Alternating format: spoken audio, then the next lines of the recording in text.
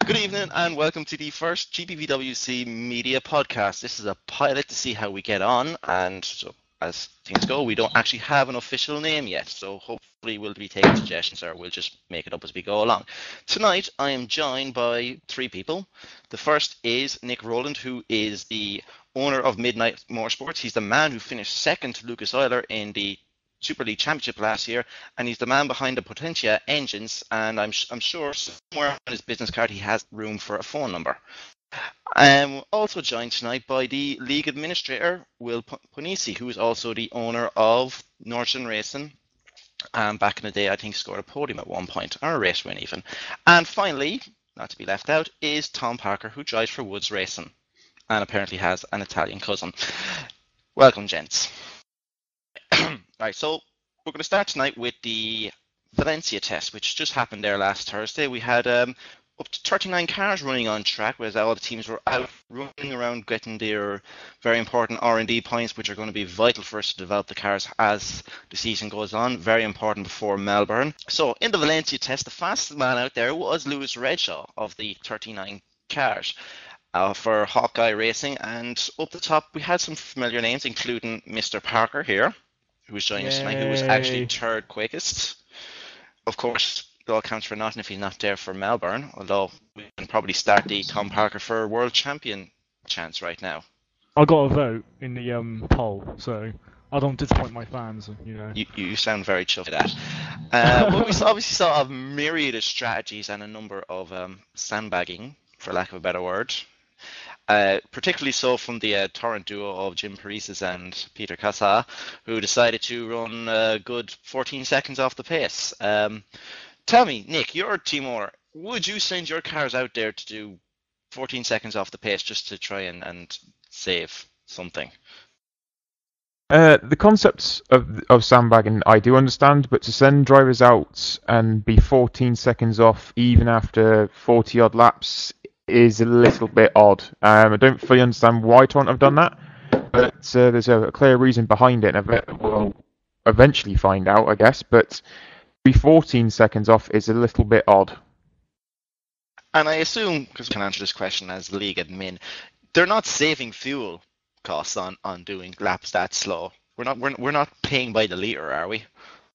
No, I mean, you're correct. We're paying by the lap. So you might take a very fast lap or a very slow one, and the fuel costs and the tire costs are exactly the same. So there's no justification in terms of finances that would push you to do what Torrent did in Valencia. I suppose at the very least it's going to make for an interesting media story where they might probably go from the very slowest during pre-season to being up high in the points, maybe near a podium when it comes to Melbourne. Maybe that's the idea. It's going to be a little PR machine going. But yeah, no, they were the slowest. And obviously, we did see some from the likes of Midnight, which were low down, but we saw that last year and how that kind of went towards Melbourne. But obviously, at Valencia, we got a chance to see some of the new faces who will be joining the league. We've, even the Super League, we've got David Gaspers, who will be driving for Green Stripe Racing. He was up near the top, and we've had the likes of probably the very late signing of Steve Verloy, I hope I got his name right, for Kernow, who was 9th quickest. Obviously, there's only so much we can take from pre-season testing. Nick, you raced at the GPO, I believe. Would you have known Verloy? I hear he came from that direction. I even knew Steve prior to that. He raced in another league with me a few years ago, where I started sim racing, in fact. So I've known him for quite a long period of time now, and even when he was racing in that, he was against, Lee Morris was in that at the same time as well, and he was competing against him at the time. I'm sure both of them have probably developed even further, but at that period of time, he was exceptionally quick. He did very well in GPO. I don't think he quite got the race results that really merited how quick he is, but nevertheless, he is a very, very talented driver. A little bit inconsistent here and there, but the talent's there for sure. Right, so another quick Belgian driver. Apparently GPVWC just attracts very quick Belgians. Shamed about their chocolate sprinkles though. We are just after being joined by Ollie Woods. Ollie, how are you there? No. Good man. Ollie Woods is obviously the owner and team manager of the self-named Woods Racing, and obviously he's a backer of his own engine with the Trinity project. Do? Yeah. So Ollie, you're just after getting your guys to go through the first tests. How are you finding the new recruits settling in? Well, I think they're doing pretty well, to be honest. They knew each other anyway, so that was quite useful. And they're all friends, and we all talk on Skype all the time, so that's quite useful. Well, Sometimes talk's a it's very more loose word. than others. Yes, I was going to say Sometimes sometimes it's more productive than other times, isn't it, Tom? But yeah, we're doing well. The boys have found the car to be pretty useful. Hopefully, as things go on, we'll get even better with that. And we've got our own testing program going on at the moment. Very good. And obviously, Teemu Taika will be driving the seat, and you've got Ben Warren in as the reserve driver. So, do you think that Teemu can do the kind of performances now that Tom pulled out last year? Obviously, Tom was probably a bit of an unknown in some regards in terms of getting the results that he ended up pulling out by the time the season came to an end. I'd hope so by the end of the season, certainly. I mean, Teemu hasn't always performed as well in open wheelers as he has in all the other cars. Last year he did really, really well, especially in the GTs and in the Masters as well. And of course the Race of Champions with the 0.02-ish, as I'm sure he'll be happy to be reminded about. But last year in the Super Cup, for example, he didn't do particularly well until the end. Hopefully that'll come on as the season goes. I'm not expecting 6th place straight away like we had this year with Tom. That would be amazing. We can only live in hopes that'll happen. But yeah, certainly with the people he's got around him, and same with Ben, really. They know each other so well. They kind of bounce off each other. And I've seen both of them do really well in other leagues and other cars. So hopefully we'll see them get further as the year progresses. Now, when you say bounce, do you mean literally bounce off each other? Are we going to see cars, bang? I would hope not. Certainly we had a bit too much of that last year. Hey. So we'll see. Right. One thing I did actually notice from Valencia was there was a number of teams already having to dip into signing people on emergency contracts. I think Nijo had to do it with Chris Williamson having to come in because they didn't have their second driver signed proper. I know Carno had to with Wixie having to come out of semi-retirement. And obviously something we'll be talking about in a little bit is the ST race. And it's a weird situation to be going in that you immediately have to be signing emergency contracts, and especially for an established team, let's say, like for some of them, that you would assume that the guys would have had schedules cleared. Anyone want to take up that topic there? I'll take up the ST topic. I know I was frantically trying to find someone for ST to do that lap, obviously where they're Trinity's customers for the engine. We want the maximum RD points we can get for the engine. So I spent a good hour talking to Miles, trying to say, Miles, do your damn laps. And then I realised he hadn't actually got a third driver. So I know someone called Glenn. He's raced with me in a few other series. He's a very good driver. He's very consistent. So I thought, okay, let's get Glenn in. And then it became clear that Mark isn't going to be there as well as Simon. So Simon was sacked, and then we brought in Cameron Brewster as the second emergency driver, which I think we'll be able to clear up because we had 2 emergency drivers at SC Racing, which is a bit confusing. But they all did their laps in the end, so it all did pass, but not without some interesting trouble, to say the least. Right. Just on there to further that point there with going over to Will. Will, do you want to explain from an administration point of view, I suppose, what happened, just to let people know what actually went on behind the scenes with the that actually helped us to find a bit of a bug in the system we didn't know about? Well, basically, when the new contract system, which is new for 2013, was originally designed, it was meant to allow teams to sign 3 drivers, whether primary or reserve, and just as an emergency, as the name suggests, a 4th driver for a 1-month contract. Throughout the situation with ST Racing, we figured out that there was a loophole that teams, without any malice, but there was this loophole that they could exploit, whereas they could send more contracts when they still had one slot available, and if 4 drivers they tried to contact were to accept, they would end up with a number of drivers that was above the required number. So we sort of realized that it was a loophole. We let it go for this test because it was something the system would allow you to do. So nothing outside the rules, but it's a loophole that's been closed now, and now teams won't be able to sign 2 emergency drivers at the same time. Emergency drivers are something that we want to allow to give a degree of flexibility, I would say, with real life. Butting into our league business, we need to allow, but it's an emergency situation, and we just want to limit it as much as possible to guarantee the level of consistency that especially super leagues deserving. Real life. Who has a feckin' real life around here? Gonna go on to Nick there as a team owner, and you see some of these guys having to sign emergency contract drivers off the bat. Now, as a someone who's now got the works engine, would you now be in contact with each one of your guys to make sure they're going to have the same kind of consistency and making sure they're not going to be having to be signing guys late like ST had to and putting Woods probably into an awkward spot? It was something we considered at the time with who, if we were to approach or if they came to us, that we would ask the question about the reliability of the drivers. But generally speaking, with the teams we approached, or the teams that were interested in the engine, then we already had a basic idea of who was going to have that consistent basis to keep on going and to keep on doing the laps throughout. For example, Nijo was a massive surprise. They've struggled so much, considering how well Rude's done. I know the team didn't really finish as high up in the constructors table as probably should have done, but Rude did an exceptional job. For some reason, they've been struggling with the consistency of their drivers for even a second driver, let alone a reserve. So to see that, it's slightly surprising with the team how well they did, especially with Owner Rude.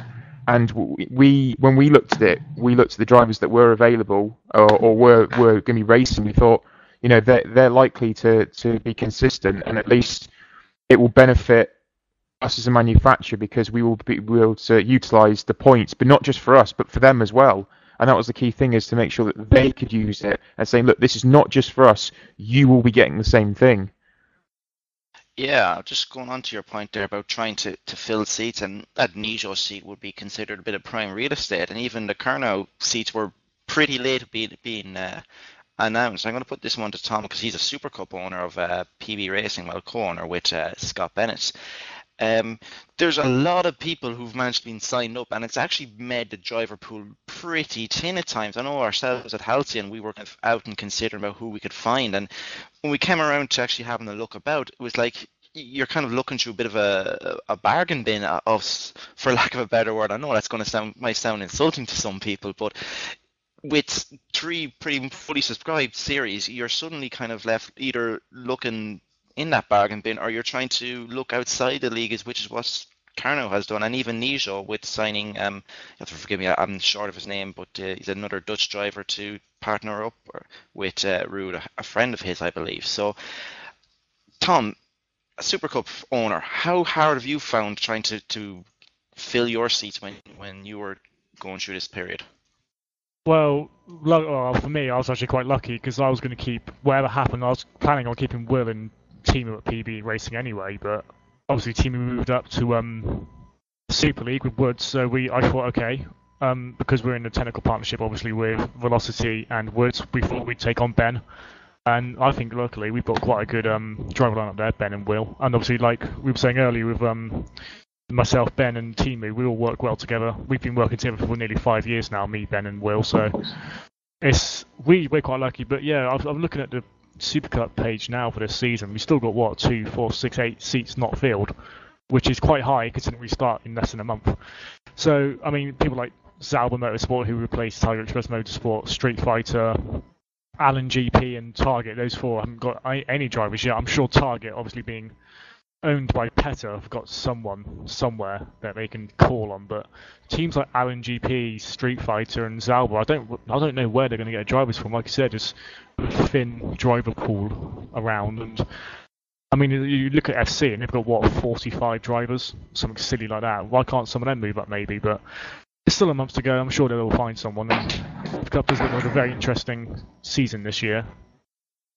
Yeah, That's for sure. it's definitely a case of you need to be a people person as a manager these days, and to know people as such. I know maybe that's something that's probably let Rousey down a little bit, that he lives in his little cave and probably hasn't gotten out as much as he should, which means when it comes around to trying to find people, he probably doesn't have the personal contacts that some of the other people have. Like, I mean, you yourself, Tom, you've managed to get guys that you've raced with for over a good while, and you've had that close community of people that now kind of runs up and down that kind of that tree trunk that you've got from, let's say, from Woods into PB and going down. So, but yeah, no, I think the fact that we've got so many seats filled going into a season, and I think looking at some of those Super Cup teams, I can kind of guess where some of those seats are going to go. If it's amazing achievement when you consider not even if you say from the start of the R Factor era, but from even 1-2 years ago when you guys were barely putting together a Super Cup field. Will, the growth of the league, what can you say about that? Well, you were mentioning like what happened a few years ago in Super Cup, and I think all of those who were there can remember. I think it was a Spanish Grand Prix of 2010 Super Cup, in which we had like a field of 6, and I remember people talking about scrapping potentially the Super Cup, and it was the same talk about the year after about scrapping the Formula Challenge, especially when we had to introduce the new rules about drivers only competing in one primary series. And I remember, a few individuals coming to me and saying, like, in these new rules, perhaps it's going to be a good idea to scrap the Formula Challenge. But it's amazing to see what the length the league has gone through in terms of numbers of drivers, in terms of quality of drivers, and I'm not just referring to speed, talking about the contribution and the part they within our community over the last few years. I mean, the growth under all these aspects has been absolutely fantastic.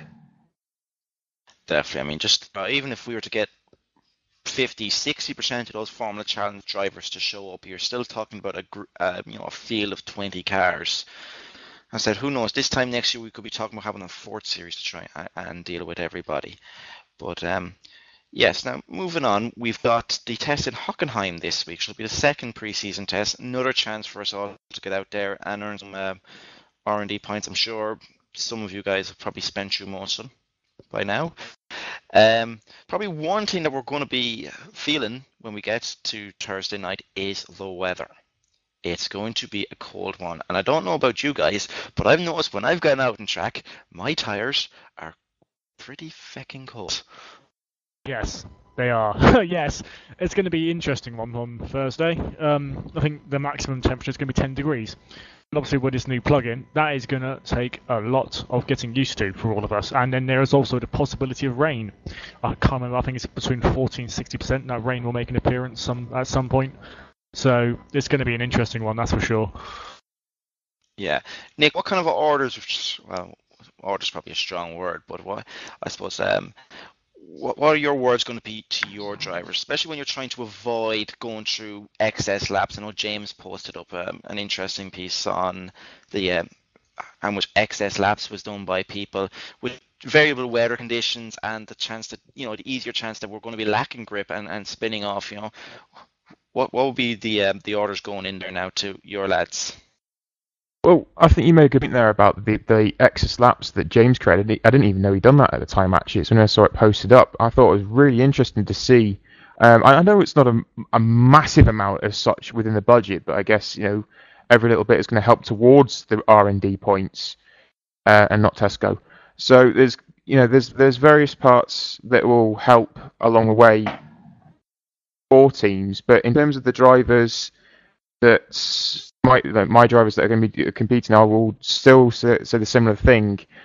They're going to have to be a lot more cautious, especially if that rain comes in during. It's a very long session for one thing, so to try and time it when they go out on track. The problem that may be created is a crossover point. If it does start to rain and they're out on dry tyres, and you don't have to come back in, you either pit or you exit out and come back out again, so you actually waste another lap. So I've just basically told my drivers just to be very careful and balance what you're doing throughout. If you can't do the whole lot, don't do it, or if you can only do a certain amount, do a certain amount. So I think for the Hockenheim test in particular, it's going to be creating a balance between what they would usually do and the pretty distinct chance there could be rain. Yeah, I was even thinking that myself. Is like thinking you can even go out with a simple plan of doing 2 runs or 20, but that could easily get broken into 3 or 4 if the weather is going to be stop-start, and that's all going to add up into the excess laps.